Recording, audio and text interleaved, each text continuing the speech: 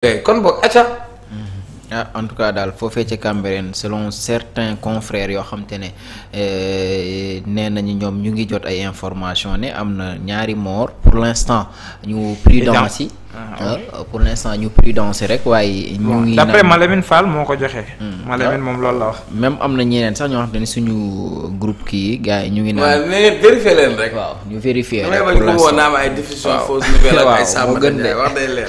moo gën kon dinañ topp bu baax la nga xam te ne moom moo di information boobee par rapport ak la xew foofee ca Cambérène ñu ne ay affrontement entre des jeunes ak ñi nga xam te ne ay forces de l'ordre pour l'instant dinañ si daal di ñëwaat incha allah xëy na ci suñu prochain émission wala pour suñu prochaine émission yoo xam te ne dañ ko amal xëy na dernier point bi nga xam te ne mën nañ ko daal di aborder muy lu jëm ci li nga xam te ne moom moo di sortiu kii di Elimaanu Jawriñ yi Ousmane Sonko ginnaaw bi mu jógee ca Chine ca ba mu doon addu xëy na daal dina sax sànniwaale ñi nga xam te ne xeer ñoom ñoo di waa opposition bi ñu gis également ñenn si ñoo xam te ne génn nañu di commenter par rapport ak la nga xam ne di kàddu yooyee la mu wax ci opposition bi ne ña warul wax ñoom ñoo nekk jamono ji foo tourner gis leen ñuy wax te ñoom ñi le amaana jamono ji il devrait raser les murs tey nag Vito raser na fi les murs ba sonn moom. kooku du nit.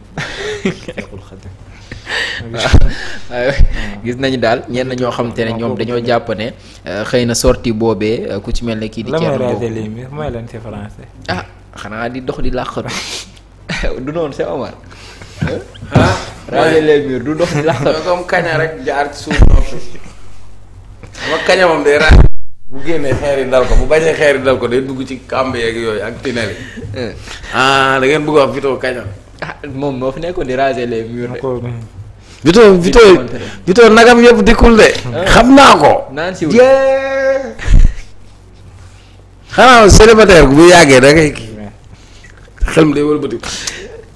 yàlla baax na ci sortie boobee daal gis nañu ñenn ñoo xam te ne ñoom ñu ngi ci daal di réagir waaye bu ñu ñëwaatee par rapport ak kàddu yooyee nga xam te ne moom yëkkati na ko.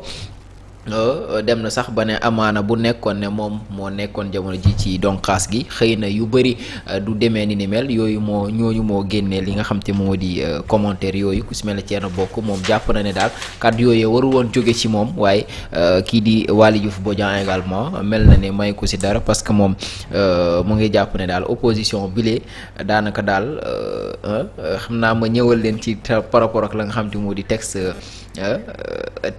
kii di Waly Diouf Bodian boobu moom la mu xamle daal xoolal Vito ak raser les murs bi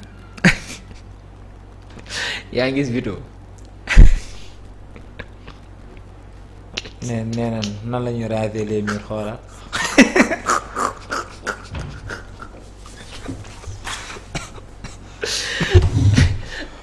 li de mooy raser les murs du nii la ko démontré c'est Omar. Pape Malick Ndouré romb ni moom lu mu sol sax nii ba bàyyi. ki ma loola wala. par rapport ak texte Waly Diouf Bodian boobee moom daal nee na le nez politique Thierno Bocoum interprète à rebours le nez politique. Thierno Bocoum interprète à rebours les propos du Premier ministre. La dictature, c'est ce que Macky avait instauré et qu'il avait choisi de faire semblant de combattre sans prendre de risques réels. Aujourd'hui, c'est la démocratie qui lui permet de critiquer sans objectivité et dormir chez lui. Avec sa sécheresse intellectuelle et son manque de vision politique, il sera président à la fin du siècle. waaw léegi doo joxe tamit li Thierno Bocoum wax. dinaa si ñëw. il faut être équilibré dans l'information. ci laay ñëw déedéet maa ngi si doon ñëw de. ak Sonko lu mu wax. maa ngi si doon ñëw de non Sonko moom. par rapport ak opposition bi moom nee na jamono ji ñay wax ñoom warul woon fekk ne ñoom ñooy wax parce que jamono ji dañoo waroon di raser li nga xam te mu di les murs. ndax liñ fi daal di jëf ci li nga xam te ne moom moo di ci anam ya ñu yore woon li nga xam te ne moom moo di nguur gi. moom Thierno Bocoum lii la wax déclaration gravissime d'un premier ministre qui sans détour affiche sa préférence pour la dictature au détriment de la démocratie. Ce n'est pas un hasard qu'il multiplie les rapprochements avec les régimes militaires de l'AS et le Parti communiste chinois. tout s'éclaire. Au fond, son aveu le plus révélateur est ailleurs. Il reconnaît lui-même que le président Diomaye constitue un frein à ses dérives autoritaires.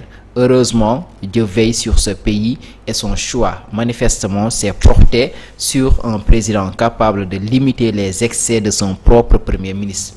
Thierno Bocoum, président Agir les leaders. Li mooy ñaari poste yi.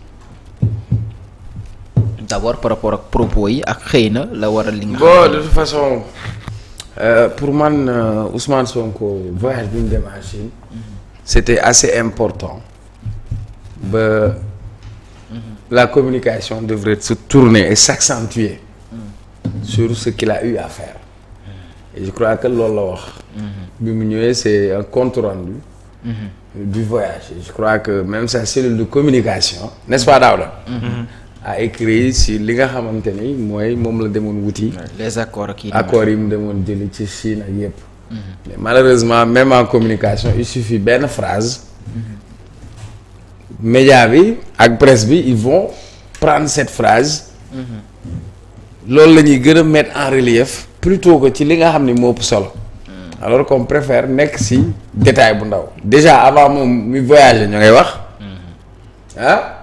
mu dem ñuy wax toog am nga sax ñu toog ne ay classe ma jambal jaañ la ak xaw ma ñan toog ne ay province la yam gisul premier ministre par mu gis premier ministre non du dem nangam sangam mu dem ak président ba mais xam nga détail et malheureusement dafa polluer l'atmosphère du ñu dem sax ci objectivité on n'essaie pas de voir il y a un temps pour la chose politique mais il y a un temps boo xamante ni on doit se consacrer ci loo xam ni lu objectif la du dëgg maintenant Ousmane Sonko c'est Ousmane Sonko grand Sonko c'est dafa am benn côté Ablaye Wade quoi moom il est free quoi moom lu ñëw ci xelam mu dem da koy wax c'est ça Daouda toi tu fais une émission de 2 heures nga wax lu am solo mais benn 30 secondes la nit ñi di bëgg a jàpp ne Daouda lii la wax déjà moi je me réveille je vois une petite coupure de motul sax 30 secondes te pourtant lu am solo rek la ci wax nag. te li mu wax ci wàcc ñëw expliquer mais on va s'accentuer sur ça beneen bi ce que Sonko pense ou ce qu'il souhaite ça c'est du Sonko mais dafa am une réalité bu am le Sénégal c'est une démocratie majeure démocratie boobu moo tax Thierno Bocoum mën ne premier ministre li nga wax ànduma ci démocratie boobu moo permettre nga toog tey président wax nga ne ko ànduma ak li nga wax donc nous sommes loin de cette idée et on peut pas faire moins que ça comprenez maintenant nag benn phrase boobu mooy génn ñu génnee ko après nag waa Israël dóor benn missile xam nga waa Iran dem dóor ay 3 balistiques xam nga waa la ci boñaa dóor fële kee dóor fële alors que pour man même sur le plan de la communication il est hyper important maintenant Ousmane Sonko man su ma toogoon ak moom loolu laa koy aussi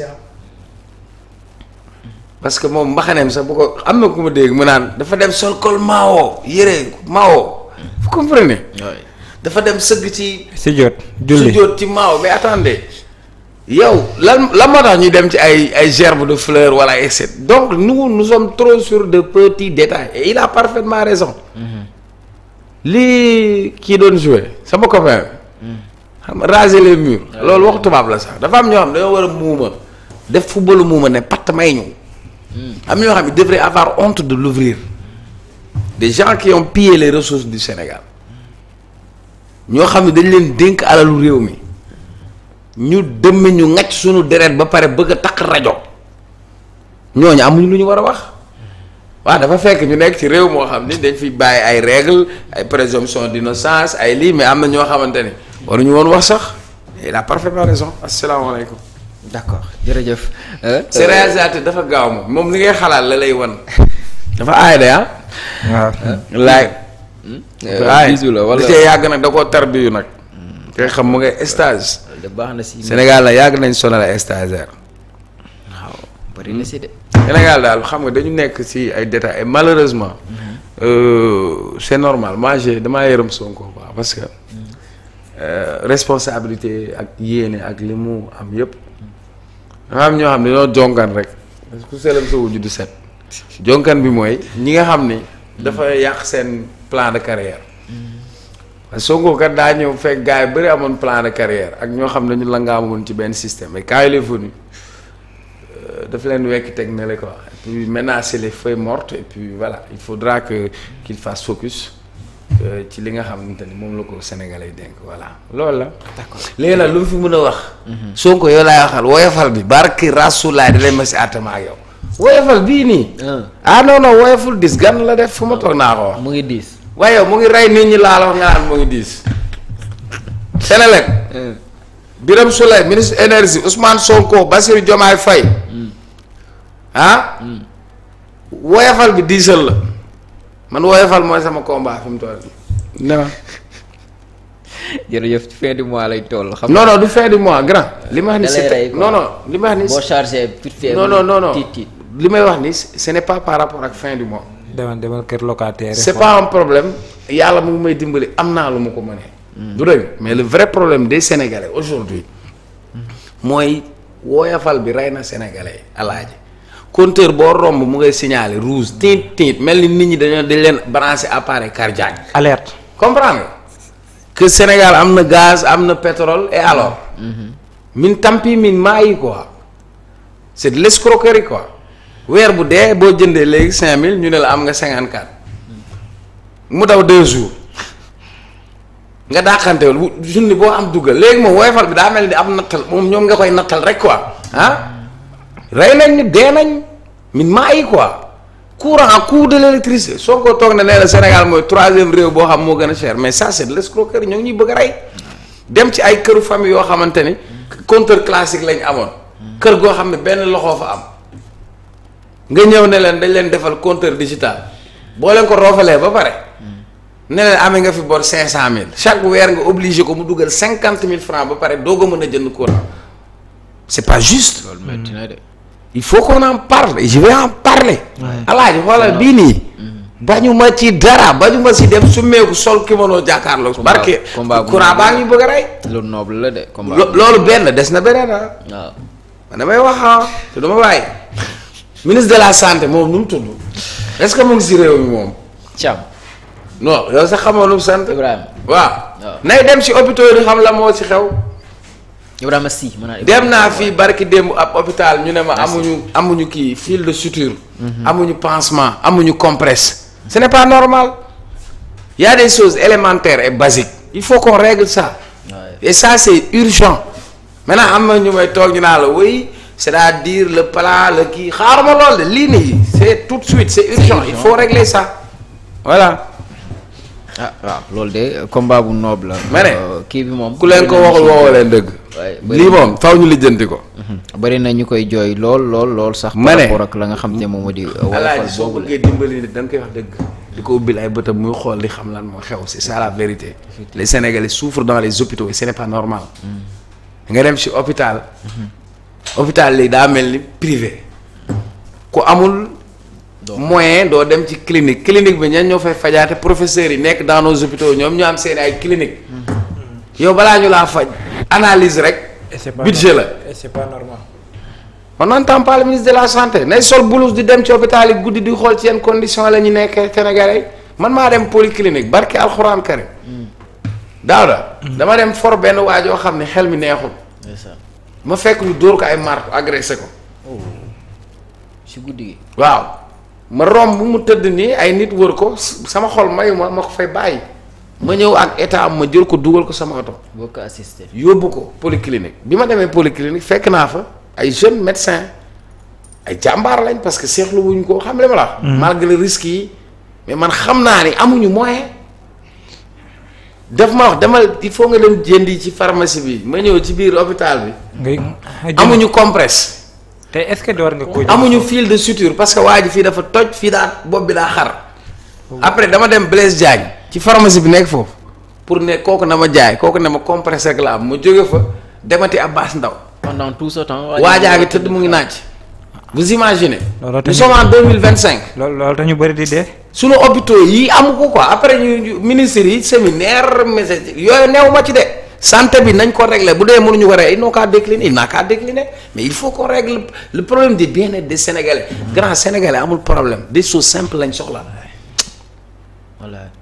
le Sénégalais. moyen man waxuma kuy dem ku am njógu clinique wala kuy dem France waxuma la biir Dakar gi mais génnal Dakar gi loolu la quoi il faut qu'on en parle et je vais en parler. man parce que pour man j'ai été là pour. porter la parole des Sénégalais pour leur faire comprendre et la meilleure façon de les aider c'est de leur dire lii doxul wala lii la voilà wax leen situation bi nu mu demee léegi nag mënuñu am gaz am pétrole bu ñu xëyee naan ma gaz ak ay yaakaar teraanga ak yooyu xaaruma ko courant bi barke alxuraan karim dinañ ma dégg ak location bi way yow merci beaucoup ñoo ngi bëgg a rey nit ñi agence yi di laaj nit ñi ay 4 mois waaw mais dans un pays normal yow xanaa ministre bi newu fi dans un pays normal. joxe naa agence yi il te demande 4 mois. joxe naa caution tey de waaye. 4 mois.